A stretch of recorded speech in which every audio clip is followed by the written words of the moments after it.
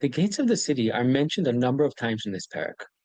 While I'm not in the gates of Machanaim, these Tanakh era gates can help us to understand the great emphasis placed on the city gates in this parak. David HaMelech goes up to the Aliyah, or the towers above the city gates, and the entire nation stops celebrating their victory as they see him mourning.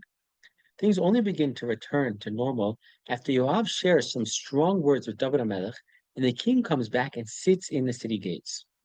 What does this mean that he's sitting in the city gates? Isn't that a weird place to sit? Won't people trip over him as they try to get through? Why is this a sign that things are back to normal? For this, we have to take a quick overview on what the city gates were and what they symbolized. Firstly, gates are mentioned dozens, if not hundreds of times throughout the Tanakh. And there are many references to important people sitting in the city gates and events that took place there. This isn't talking about the threshold of the gates, but the entire gates complex, which would often include a first set of gates. Usually they had towers protecting them. These gates led to an open area before reaching a second set of gates, which also often had towers, and at times even had chambers in the gates, as we saw by Chatzor.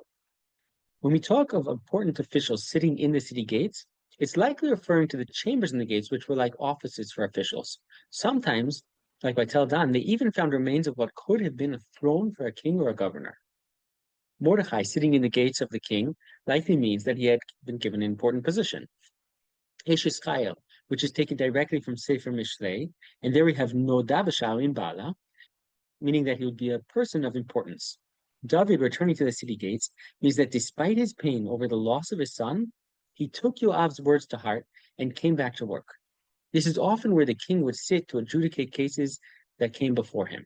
You can understand then that at the beginning of Avshalom's rebellion, he first starts by going to the path leading to the gates, where those who sought the king for judgment would have to pass. And there he'd convince them that he would have been on their side. It's a lot easier to say you back each side than to actually take action and decide between them. Boaz goes to meet Ploni Almoni, Davka in the city gates, so that they can settle the matter on the spot. In addition, now we understand that the gates of the city has a large open area as well, which can help us to understand that this was also where the markets would be set up for market day. Most people lived outside the city walls, closer to their fields, and they'd mainly come into the city for market day, if they need to care for any municipal or judicial matter, and of course for refuge in times of danger. David coming back to the city gates means that he's really back.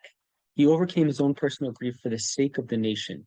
It took guts for Yoav to speak up and really share his honest opinion to the king, and it took great anavah for David HaMelech to accept rebuke from him and take action.